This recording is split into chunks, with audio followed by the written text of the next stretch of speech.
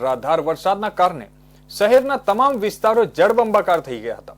કોઈ દુર્ઘટના ન સર્જાય તે માટે તકેદારીના પગલા રૂપે કાલાઘોડા બ્રિજ, અકોટા દાંડિયા બજાર બ્રિજ, મંગલ પાંડે બ્રિજ સહિતના બ્રિજ અવરજવર માટે બંધ કરી દેવામાં આવ્યા છે. વડોદરામાં બુધવારે પડેલા અનરાધાર વરસાદના કારણે શહેરના તમામ વિસ્તારો જળબંબાકાર થઈ ગયા હતા.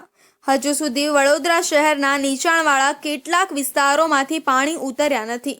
ફાયર બ્રિગેડ દ્વારા પણ 500 ઉપરાંતના લોકોનું રેસ્ક્યુ કરી સહી સલામત સ્થળે ખસેડ્યા હતા. સાથે જ આજવા સરોવરમાંથી પાણી છોડવામાં આવતા વિશ્વામિત્રીની સપાટી 29 ફૂટ ઉપર ભયજનક પરિસ્થિતિમાં વહી રહી હોય અને કોઈ દુર્ઘટના ન સર્જાય તે માટે તકેદારીના પગલા રૂપે કાલાઘોડા બ્રિજ, અકોટા દાંડિયા બજાર બ્રિજ, મંગલ પાંડે બ્રિજ સહિતના બ્રિજ અવરજવર માટે બંધ કરી દેવામાં આવ્યા છે. સાથે સાથે અલકાપુરી ગરનાળામાં પાણી ભરાવાના કારણે વાહનોને અવરજવર માટે ડાયવર્ટ કરવામાં આવ્યા છે.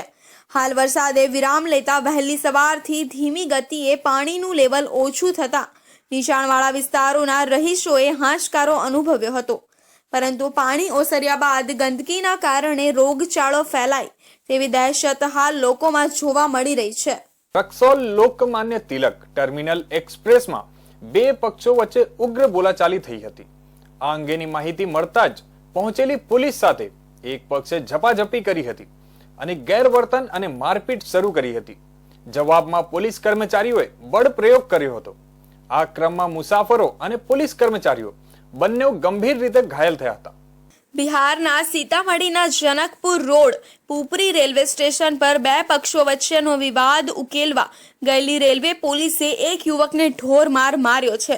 વાસ્તવમાં બે પક્ષોના લોકોએ તેમના માણસોને ટ્રેનમાં ચડવા દેવા માટે એકબીજા સાથે લડતા હતા, જેને જોઈને જીઆરપીએ મામલો ઉકેલવાનો પ્રયાસ કર્યો. આ દરમિયાન પોલીસ પર પણ હુમલો કરવામાં આવ્યો હતો, જે બાદ રેલવે પોલીસે યુવકને લાકડીઓ વડે માર માર્યો હતો, જેનો વિડીયો પણ વાયરલ થયો છે.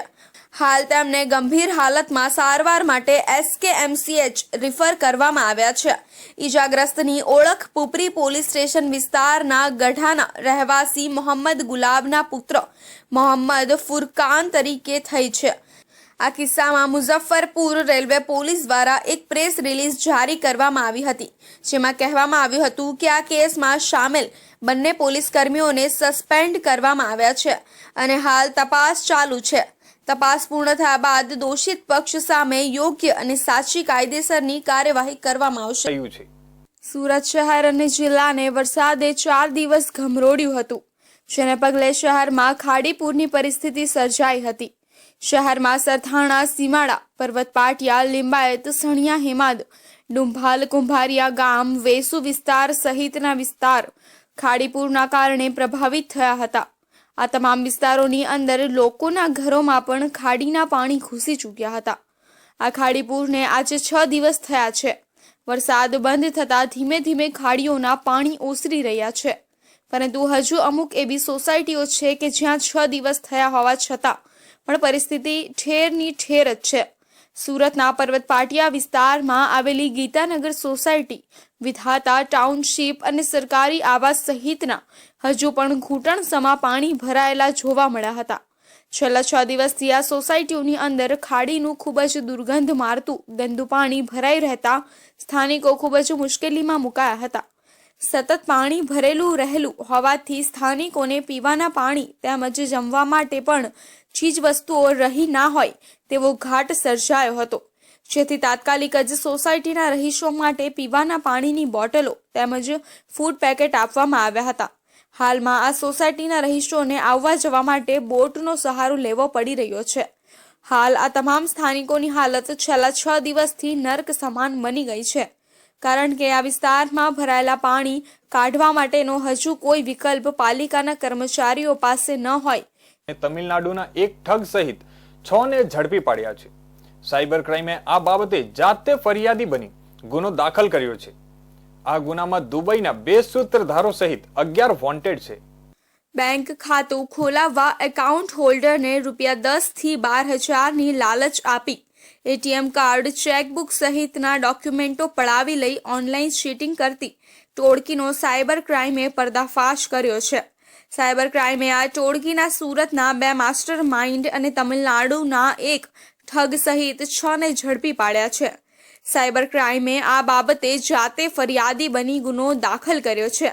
આ ગુનામાં દુબઈના 2 સૂત્રધારો સહિત 11 વોન્ટેડ છે. ટોળકી જરૂરિયાતમંદ લોકોને રૂપિયાની લાલચ આપી બેંકમાં ખાતું ખોલાવી પછી તે ખાતાના ડોક્યુમેન્ટો અને સિમ કાર્ડ મેળવીને દુબઈ મોકલી આપતા હતા. ઓનલાઈન ચીટિંગ કરતી આવી ટોળકી લોકોને SMS, વોટ્સએપ અને ટેલિગ્રામ પર ખોટી ઓળખ આપી પૈસા કમાવવા લોભામણી સ્કીમોની લાલચ આપી આવા બેંક ખાતાઓમાં રૂપિયા નખાવી દેતા હોય છે. પછી સૂત્રધારો ડેબિટ કાર્ડથી દુબઈથી રૂપિયા ઉપાડી લેતા હોય છે. પકડાયેલા આરોપી પૈકી ચંદ્રેશ કાકડિયા અગાઉ 6 ગંભીર ગુનાઓમાં પકડાયો હતો, જ્યારે હાર્દિક દેસાઈ દારૂમાં પકડાયો હતો. મુખ્ય સૂત્રધાર રાજ રેયાણી અને વિજય ઓડ ઓનલાઈન ચીટિંગ માટે બેંક ખાતેદારો શોધી લાવતા હતા. પછી તેઓ આ બેંક ખાતાઓ દુબઈમાં રહેતા સૂત્રધારોને મોકલી આપતા હતા. તમિલનાડુના થાની ગઈવલ તિરુગ્રાનમ આ ટોળકી પાસે સુરત બેંક ખાતા લેવા આવ્યો અને તેમાં પોલીસના હાથે પકડાયો હતો. થાની ગઈવલનો ભાઈ દુબઈમાં રહે છે. જે અન્વયે સુરત સાયબર સેલ દ્વારા એક અભિયાન કે આવા એકાઉન્ટો કયા કયા બેંકોમાં ખોલાવવામાં આવે છે, કઈ રીતે એકાઉન્ટો ટ્રાન્સફર થાય છે, એના ઉપર ઘણા દિવસથી વોચ રાખવામાં આવેલી હતી. ગઈકાલે સુરત સાયબર ક્રાઇમ સેલ દ્વારા એક સાથે 3 ટીમને અંદાજિત 6 માણસોને કેનેરા બેંક સરથાણા ખાતેથી પકડવામાં આવ્યા છે. 6 લોકોની ધરપકડ કેનેરા બેંક સરથાણા ખાતેથી કરવામાં આવી હતી. આ લોકો પાસેથી જે વસ્તુઓ કબજે કરવામાં આવી એમાં 9 મોબાઈલ મળી છે, એક ટેબ્લેટ મળ્યું છે, કેનેરા બેંકની બેંક એકાઉન્ટ નવું ખોલાવ્યું એવી 16 કીટ મળી છે, અલગ અલગ બેંકોના 19 ડેબિટ કાર્ડ મળેલા છે. આ લોકો જે જરૂરિયાતમંદ માણસો હોય એવાના બેંક એકાઉન્ટ ખોલાવી અને આ અલગ અલગ એકાઉન્ટો આ અલગ અલગ માધ્યમો મારફતે ટેલિગ્રામ છે, વોટ્સએપ છે કે ઇન્સ્ટાગ્રામ છે, આ મારફતે આ લોકો એકાઉન્ટો વેચતા હોય છે લઈને. અને આ એકાઉન્ટોનો સાયબર ક્રાઇમના અલગ અલગ જગ્યાએ ફ્રોડ થતો હોય છે અને મેક્ઝિમમ એકાઉન્ટો આ લોકો ઇન્ડિયા બહાર મોકલી આપતા હોય છે. સાથે એ જ નંબર ઉપર એક પ્રી એક્ટિવેટ સિમ કરાવી દે છે, એ એકાઉન્ટ સાથે એને લિંક કરાવી દે છે. પછી એની એકાઉન્ટની પાસબુક કે ડેબિટ કાર્ડ જે ઇન્ટરનેશનલ ઓપરેટ થઈ શકે એવા ડેબિટ કાર્ડ ખોલવામાં આવે છે અને બહારના રાજ્યોમાંથી અને બહારના દેશોમાંથી આ ઓપરેટ કરવામાં આવે છે. આરોપી પાસેથી સામાનમાં મોબાઈલ 9, કેનેરા બેંકની કીટ 16, બેંકના debit card 19, sim card 78, bank ખાતા 6, આધાર કાર્ડ 5 જપ્ત કર્યા હતા. ટોળકી પાસેથી 78 ડમી સિમ કાર્ડ મળ્યા હતા. ઓનલાઈન ચીટિંગ કરવા માટે ટોળકીએ 78 ડમી સિમ કાર્ડનો પણ ઉપયોગ કર્યો હતો. ટોળકી પાસેથી વોડાફોન 5, એરટેલ 51, જીઓ 13 અને BSNLના 9 સિમ કાર્ડ મળી આવ્યા છે. શહેરના 5 વિસ્તારના બંગલાને ટાર્ગેટ કરી તેની અંદર ગ્રીલ તોડી પ્રવેશ કરનાર અને એન્ટિક મૂર્તિઓની ચોરી કરનાર ગેંગના 3 સભ્યોની સુરત ડુમસ પોલીસ દ્વારા ધરપકડ કરવામાં આવી છે. આશરે 150 થી પણ વધુ સીસીટીવી ફૂટેજની તપાસ બાદ 2 બંગલામાં ચોરી કરનાર 3 અપરાધીઓની ધરપકડ કરવામાં આવી છે. જુલાઈ માસમાં સુરત શહેરના ડુમસ વિસ્તાર ખાતે આવેલા સાયલેન્ટ ઝોનમાં 2 જગ્યાએ ચોરી થઈ હતી. બંને ચોરીમાં મોડેસ ઓપરેન્ડી એક સરખી હતી. ચોરી કરનાર લોકો પહેલા બંગલાની ગ્રીલ તોડતા હતા અને ત્યારબાદ અંદર પ્રવેશ કરતા હતા. બંગલાની અંદર મૂકવામાં આવેલા એન્ટિક વસ્તુઓની તેઓ ચોરી કરતા હતા. આ સાથે કિંમતી માલ સામાન પણ તેઓ ચોરીને નાસી જતા હતા. એક જ મહિનામાં 2 એક જ પ્રકારની ચોરી થતા પોલીસ પણ હરકતમાં આવી હતી. સીસીટીવી ફૂટેજના આધારે પોલીસે 3 લોકોની ધરપકડ કરી છે. સાયલેન્ટ ઝોનમાં આવેલા સેટેલાઇટ બંગલોઝમાં અને ફાર્મ હાઉસમાં ચોરી કરનાર 3 આરોપી શૌકત, એઝાઝ અને સુનિલની પોલીસે ધરપકડ કરી છે. આ લોકો બંગલામાં પ્રવેશ કરીને 2 એન્ટિક મૂર્તિઓ, પિત્તળ અને તાંબાના વાસણો, કેમેરા અને લેન્સ સહિત 2.15 લાખની ચોરી કરી હતી. સિટી લાઇટ પર ઓસ્કર એપાર્ટમેન્ટમાં રહેતા અને નિવૃત્ત જીવનવાળા વ્યતીત કરી રહેલા યુસુફ સાયલેન્ટ ઝોનમાં પોતાની માલિકીનો બંગલો ધરાવે છે, જ્યાંથી આ 4 લોકોએ ચોરી કરી, જેમાંથી 3 આરોપીઓની ધરપકડ કરવામાં આવી છે. આવી જ રીતે 18 તારીખે સાયલેન્ટ ઝોનમાં પ્લોટ નંબર 195 અને 196 ખાતે બનાવ બનેલ હતો. અજાણ્યા શખ્સોએ ઘરફોડ કરીને 55,000ની ચોરી કરી હતી. ગત તારીખ 22/7/2024 રોજ સેટેલાઇટ બંગલો સાયલેન્ટ ઝોન ડુમસ ખાતે રાત્રિના સમયે 4 અજાણ્યા ઈસમોએ બંગલાની પાછળની ગ્રીલ તોડી ગેરકાયદેસર ગૃહ પ્રવેશ કરીને તાંબા પિત્તળની વિવિધ એન્ટિક કલાકૃતિઓ તેમજ DSLR કેમેરા અને લેન્સ એમ મળીને કુલ્લે આશરે 2,15,000ની મત્તાની ચોરી કરેલ હતી. ડુમસ પોલીસ સ્ટેશન ખાતે જે અંગે BNS કલમ 305, 331(4) અને અન્ય વિવિધ કલમો હેઠળ ગુનો દાખલ કરવામાં આવેલ. તેઓએ વધુમાં જણાવ્યું હતું કે ટેકનિકલ સર્વેલન્સના આધારે આ 4 લોકોના ગેંગને ઝડપી પાડવામાં આવ્યા છે. તમામ મુદ્દામાલ કબજે કરી લીધેલ છે. આરોપીને પકડવા માટે 150થી વધુ CCTV ફૂટેજની તપાસ કરવામાં આવી હતી. આ 4 ઇસમોમાંથી એક આરોપી ગુનાહિત વધુ જીવ બચાવી શકાય તે અંગે વિસ્તૃત જાણકારી આપી હતી. બનાસકાંઠા આપત્તિ નિયમન વિભાગ તેમજ નગરપાલિકા અને 108ની ટીમ દ્વારા આપદાની ટીમને ડિઝાસ્ટર મેનેજમેન્ટની તાલીમ આપવામાં આવી હતી. તેમજ કોઈ પણ ઘટના બને તો કયા સાધનનું કઈ રીતે ઉપયોગ કરી શકાય અને વધુમાં વધુ લોકોના જીવ બચાવી શકાય તે અંગે માહિતગાર કરવામાં આવ્યા હતા. તેમજ આગ હોનારત જેવી ઘટનામાં આગ ઉપર કેવી રીતે કાબુ મેળવી શકાય તે અંગે પણ પ્રેક્ટિકલી માર્ગદર્શન આપવામાં આવ્યું હતું. આજરોજ GSDMA દ્વારા જે આપદા મિત્રોને પ્રથમ તાલીમ આપેલી હતી, અત્યારે અધિક કલેક્ટર સાહેબશ્રીના અધ્યક્ષ સ્થાને જે આપદા મિત્રોને રિફ્રેશર તાલીમ આપવામાં આવેલી છે, તેમાં પાલનપુર નગરપાલિકાના જે ફાયર ડિપાર્ટમેન્ટ ને જે અલગ અલગ ડિપાર્ટમેન્ટમાં જે તાલીમ આપવાના જે સાહેબો છે તે અમારા આપદા મિત્રો તાલીમ લેવા માટે અહીંયા ઉપસ્થિત થયેલા છે. Gujarat state disaster management authority તરફથી Gujarat state fire services prevention ઓથોરિટીના જે છે ઉપક્રમે આજરોજ જિલ્લામાં વિવિધ પ્રકારની આપત્તિઓ દરમિયાન બચાવ કામગીરી કઈ રીતના કરવી અને એ કામગીરીઓમાં જે છે કે ઓછામાં ઓછી જે કે જાનમાલની ખુવારી થાય એ બાબતે જે કે એક સજ્જતા કેળવવા માટે આજરોજ એક તાલીમ કાર્યક્રમનું આયોજન કરવામાં આવેલું હતું, જેમાં જિલ્લાના જે તમામ આપદા મિત્રોને જે છે અહીંયા હાજર રાખી અને આપત્તિ વ્યવસ્થાપન બાબતે વિવિધ પ્રકારની તાલીમ અને માર્ગદર્શન આપવામાં આવ્યું. આજે માન્ય કલેક્ટર સાહેબની અધ્યક્ષતામાં જે આપદા મિત્રો છે એમનો રિફ્રેશર એક દિવસે તાલીમનો પ્રોગ્રામ કલેક્ટર સાહેબની કચેરીએ રાખવામાં આવ્યો હતો. એમાં જે આપદા મિત્રોને આગ લાગવાના કારણો અને આગથી બનતી ઘટનાઓ વિશે જાણકારી આપી છે અને આગના સમયે જે ફાયર એક્સટિંગ્વિશરનો ઉપયોગ કરવામાં આવે છે તે અગ્નિશામકો વિશે થોડી માહિતી આપવામાં આવી છે અને એમને થોડી ટ્રેનિંગ આપવામાં આવી છે કે કયા ફાયરમાં કયા એલિમેન્ટ્સ યુઝ થતા હોય છે અને ફાયરને એક્સટિંગ કરવા માટે કયા ફાયર એક્સટિંગ્વિશરનો ઉપયોગ કરવામાં આવે છે. આ પ્રસંગે નિવાસી અધિક કલેક્ટર CP પટેલ, ડિઝાસ્ટર નાયબ મામલતદાર PC રાજપૂત, જિલ્લા પ્રોગ્રામ અધિકારી સંજયભાઈ ચૌહાણ, સ્ટેશન ફાયર ઓફિસર પ્રદીપભાઈ બારોટ સહિત પોલીસ સ્ટાફના માણસો ઉપસ્થિત રહ્યા હતા. ચેરમેન અને વાઇસ ચેરમેનની ચૂંટણી યોજાઈ હતી, જેમાં જિલ્લા રજિસ્ટ્રારની હાજરીમાં ચૂંટણીનું આયોજન કરવામાં આવ્યું હતું.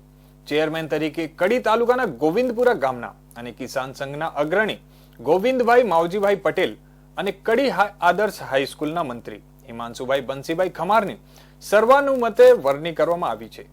કડી તાલુકાના ગોવિંદપુરા ગામના અને છેલ્લા 30 વર્ષથી ભારતીય જનતા પાર્ટીના કાર્યકર્તા, કડી તાલુકા યુવા મોરચાના કોષા અધ્યક્ષ પ્રમુખ તરીકે રહેલા છે. સાથે સાથે વર્ષોથી તેઓ ભારતીય જનતા પાર્ટી અને કિસાન સંઘ સાથે તેઓ જોડાયેલા છે. તેમજ અગાઉ તેઓ કિસાનના કડી તાલુકાના પ્રમુખ તરીકે પણ રહેલા છે. જ્યારે હિમાંશુભાઈ ખમારના પિતા બંસીભાઈ ખમાર વર્ષોથી રાષ્ટ્રીય સ્વયંસેવક સંઘ તેમજ વિશ્વ હિન્દુ પરિષદ સાથે જોડાયેલા છે. તેમજ હિમાંશુ ખમાર પણ સંઘ અને પરિષદ સાથે નજીકનો નાતો ધરાવે છે. APMCના વાઇસ ચેરમેન હિમાંશુભાઈના પિતા છેલ્લા 50 વર્ષથી આદર્શ સ્કૂલમાં મહામંત્રી તરીકે સેવા આપી રહ્યા છે. તેમજ હિમાંશુભાઈ અગાઉ મહેસાણા જિલ્લા યુવા મોરચાના મંત્રી તરીકે રહેલા છે. હિમાંશુભાઈ ખમાર છેલ્લા ઘણા વર્ષથી આદર્શ હાઈસ્કૂલમાં મંત્રી તરીકે સેવા આપી રહ્યા છે. જૂથબંધી અને વિવાદોના કારણે 7 મહિના સુધી ચેરમેન અને વાઇસ ચેરમેનની નિમણૂક ન થતા અનેક ચર્ચાઓ જાગી હતી. અંતે ગોવિંદ પટેલે ચેરમેન અને વાઇસ ચેરમેન તરીકે હિમાંશુ ખમારની નિમણૂક થતા તમામ અટકળોનો અંત આવ્યો હતો.